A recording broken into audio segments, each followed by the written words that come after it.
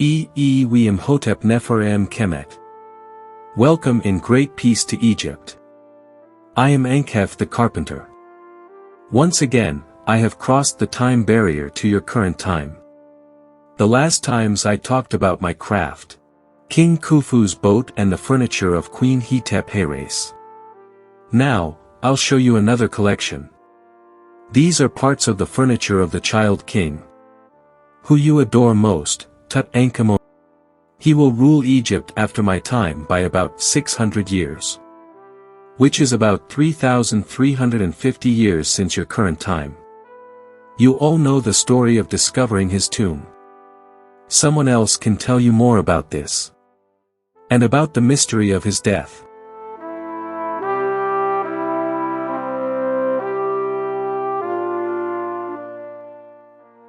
But here, as a carpenter and furniture maker, I do care mostly about his furniture. This is how his equipment and funerary furniture have been kept. Things were piled on top of each other. After cleaning and transferring these contents to a safe place, each piece will be separately displayed. This is his sitting corner for the child king. It is formed of a chair, a table, and a small stool. All are painted with white lacquer. This is the golden throne of the king. His wife is shown anointing him with the scented unguent. The golden cover of the chair is inlaid with semi-precious stones and silver. That is a beautifully ornamented throne, with different kinds of precious stones inlaid into the woodwork. This chair is made of ebony brought from Sudan. It is inlaid with ivory plates. All the fine and small contents were kept inside boxes and cases. Mainly made of wood, which means our work. Look at this box. It is covered with dust and its colors cannot be distinguished. However, this is how it looks now, after being cleaned and restored. It is a highly ornamented box with beautiful paintings, showing King Tutankhamun conquering the enemy and hunting as well. You can see the organized Egyptian charioteers behind the fighting king. They are smashing the Nubians and Asiatics. I wonder how come a child king would go for fighting. He wasn't known to fight any battle, especially after the chaos of the period of Akhenaten. I think he is trying to imitate the great warrior kings, as he appears like a lion or sphinx crushing enemies under his feet. This is a wood and reed storage box with a movable lid. It has many sections for keeping different little things. These are chests for storage where they kept the king's belongings. Look at the beautifully embossed ivory sheets all around, and the golden emblems that surround the box. These are some of the king's beds. The first is a gilded wooden bed. This bed is entirely covered with thick sheets of gold. You have ambiguous explanations of these high beds, which are decorated with heads of protective creatures: a cow, a lioness, and a hippo. Some say they are only for funerary purposes, and the king didn't use them as beds to sleep. No one thought that the king would like to spend a night, cuddled and protected by the images of these deities.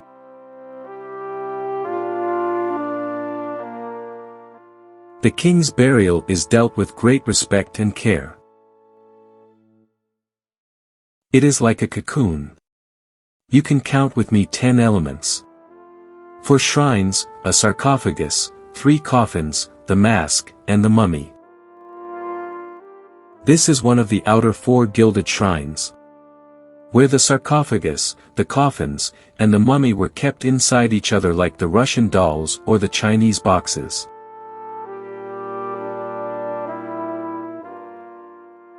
This is how the 4 shrines and the sarcophagus are placed on top of each other.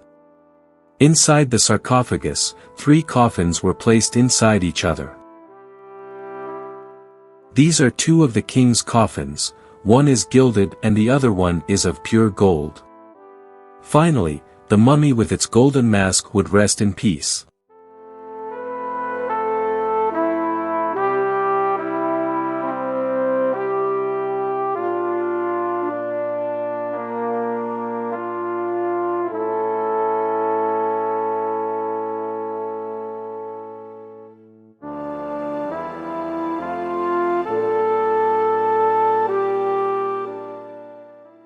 That is the gilded canopic shrine.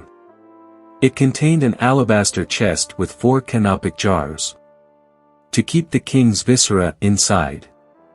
The wooden Ka statue of the king is painted black, symbolizing the color of Osiris, the lord of the underworld. It is richly gilded. I am fascinated by the artist carpenter who could make this beauty. The exact features of the king will allow his Ka spirit to identify him and imbue him with life. What a mess! These are the dismantled chariots of King Tutankhamun. But actually, the restorers did a great job. That is one of the chariots in a complete form. It is covered with gold and inlaid with precious stones. I don't think this was for running on the roads or for fighting battles. So, these are funerary chariots. The actual ones must have been made in a practical way. Not with that much gold. And now what about the rest of the people? Actually, they use similar furniture. But its luxury depends on their class. This collection represents a variety of furniture like seats, stools, and tables. This is an example of the tables used. Rich people enjoyed having such luxurious seats, like thrones. There are simple stools as well. Made of wood and braided reeds. We made also different designs such as these folded stools. I can judge the work when I see it in its initial and preliminary processing. Just before veneering or painting. The rest of the people used beds as well. Although less luxurious. We were clever in making such folded beds. This is a complete bed just waiting for a mattress to be placed on it. These are boxes for keeping the cosmetics and mirrors. Also we decorated the woodwork with faience. We were very clever in making the drawers and sliding covers or lids.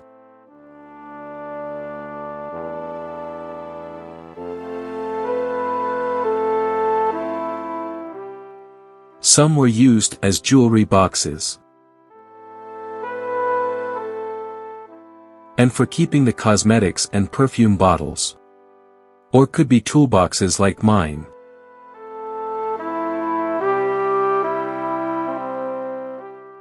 We could utilize reeds in our work to make such a big box for holding clothing. And this gives you an idea about how we furnish our houses. With stools, chairs, drawers, boxes and straw mats. A very important product was the headrests. You may wonder how we used it. Fortunately, our craft and all its activities have been preserved in the form of small wooden models. One of our noblemen called Maketra lived nearly in my time. He was the chancellor and high steward of the king Mentuhotep II. He ordered his carpenters to make models of all workshops and activities, as well as the craftsmen who served him. He wanted this richness to be perpetuated with him in the hereafter. That is what we all believed in. This is a model of a carpentry workshop. And this represents him viewing his herds while his assistants were counting the heads of cows and bulls. That is another example of his scribes and farmers in a granary.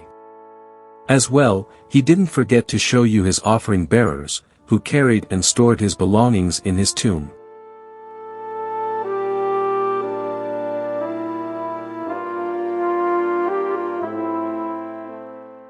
I can never ignore all the graceful beauty of this offering bearer.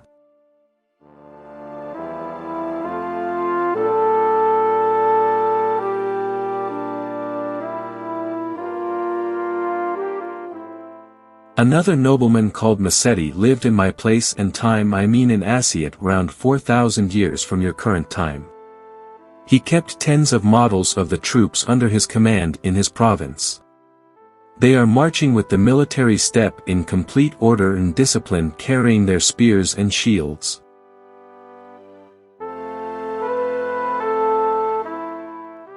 Carpentry and woodwork played a significant role in facilitating our life as ancient Egyptians. This was the style of our life. That could be imagined and interpreted by looking at our woodwork. I, ANKHEF, the carpenter, record here that I am very proud of my profession. However, I am still sad because I couldn't know who messed with my carpentry toolbox. And now I am leaving you in peace. Imhotep. Make sure to tune in to my next videos.